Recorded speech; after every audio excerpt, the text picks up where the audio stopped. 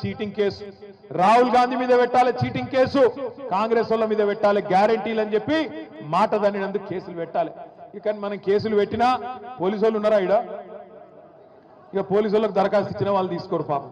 వాళ్ళు ఏం చేస్తారు? రేవంత్ రెడ్డి మళ్ళీ ట్రాన్స్ఫర్ చేస్తాడో ఉల్టా ఏమన్నా చేస్తాడో అని వాళ్ళ భయం. కాబట్టి మీరు కేసు పెట్టినా వాళ్ళు తీసుకోరు. అందుకే మనం ఒక్కటే పని చేయాలి. ఏం చేయాలి? ఓట్లప్పుడే సురుకు పెట్టాలి. మళ్ళా ఓట్లకు వస్తారు. ఎక్కువ దూరం లేదు, చేవెళ్లలో తొందరలోనే ఎమ్మెల్యే ఎన్నిక కూడా మళ్ళా కాబోతున్నది, ఉప ఎన్నిక కాబోతున్నది.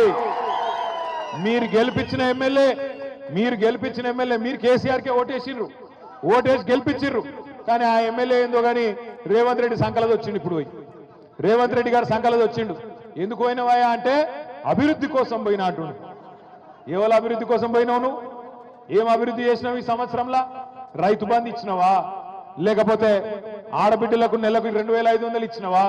తులం బంగారం ఇచ్చినవా? చదువుకునే పొలగాళ్ళకు స్కూటీలు ఇచ్చినవా? నువ్వు ఇచ్చిన మాట ఒక్కట నిలబెట్టుకున్నావా? ఏం అభివృద్ధి అయింది ఈ సంవత్సరంలో? ఉన్నది వీకింది. కాబట్టి నేను అంటున్నా, రేపు ఎలక్షన్ వస్తుంది. ఎలక్షన్ వచ్చినప్పుడు చేవెళ్ళ మాత్రమే కాదు, రాష్ట్రంలో 10 మంది ఎమ్మెల్యేలు ఎవరైతే పార్టీ మారినరో 2025 సంవత్సరంలోనే ఆ ఎలక్షన్ కూడా వస్తుంది. మీ చేవెళ్ళ ఉప ఎన్నిక కూడా వస్తుంది. బుద్ధి చెప్దామా కాంగ్రెస్ పార్టీకి? చెప్దామా వద్దా? రైతు భరోసా ఇయ్యనందుకు, చెప్పిన మాట ప్రకారం 15,000 ఇయ్యనందుకు, వానకాలం రైతు బంధు ఎగ్గొట్టినందుకు, సంవత్సరం తర్వాత కూడా రైతులకు రూపాయి ఇయ్యనందుకు, రుణమాఫీ అని చెప్పి మోసం చేసినందుకు, 2,500 అని చెప్పి మోసం చేసినందుకు, 6 గ్యారెంటీలు ఎత్తగొట్టినందుకు, పక్కనే ఉన్న కొడంగల్ నియోజకవర్గంలో మా భూమి మేము ఇయ్యము అన్న పాపానికి, మా భూమి మాకే ఉండాలి అట్లెట్లా గుంజుకుంటావు నువ్వు అని అడిగితే 40 మంది రైతులను తీసుకుపోయి జైల్లో పెట్టిండు 40 రోజుల పాటు. గట్ల రైతులను హింసించినందుకు, హీరియా నాయక్ అనే రైతుకు గుండెపోటు వస్తే, గుండె నొప్పి వస్తే బేడీ లేచి హాస్పిటల్ కొట్టబోతావా? గందుకేయాలన్నా నీ కోటు? సరే నరేందర్ రెడ్డిని పెట్టినావు.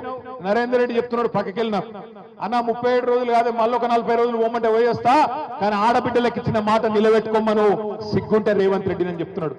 ఒక్క నరేందర్ రెడ్డే కాదు, నేను కూడా చెప్తున్నా, 37 రోజులు కాదు, నీకు దమ్ముంటే 370 రోజులు పెట్టుకో, ఫరక్ పడేదేం లేదు, భయపడేటోడు ఎవడు లేడు. కానీ నువ్వు ఇచ్చిన ప్రతి మాట నిలబెట్టుకో, నువ్వు ఇచ్చిన ప్రతి హామీ ప్రజలకు ఇచ్చింది నిలబెట్టుకో.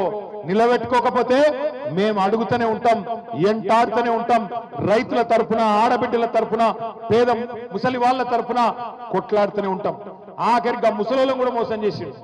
అవ్వా నీకు కేసీఆర్ ని ఒక్కనికే ఇస్తుండు ఇంట్లో 2,000, నేను అవ్వకు తాతకి ఇద్దరికి ఇస్తా, ఆయన 2,000 ఇస్తుండు, నేను 4,000 ఇస్తా అన్నాడు.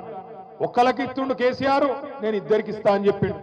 ప్రభుత్వ ఉద్యోగుల తల్లిదండ్రులు ఉంటే వాళ్ళకు కూడా ఇస్తా అని చెప్పిండు. వస్తున్నాయా మరి 4,000? ముసలోళ్ళు చెప్పాలి, వస్తున్నాయా 4,000? ఎక్కడ 4,000 ఎక్కడిది? ఉన్న 2,000 2 నెలలకు కొట్టిండు. 2 నెలల ఉన్న 2,000 కూడా కొట్టినాడు రేవంత్ రెడ్డి. ముసలోళ్ళను కూడా వాళ్ళ చేతిలో ఉన్న ఆసరా కట్టెను కూడా గుంజుకున్నాడు రేవంత్ రెడ్డి. అందుకే నేను అంటున్నా, ఇక ఆయన మాటలకు హద్దు లేదు, నోటికి ఇక ఏమస్తే అదే మాట్లాడతాడు.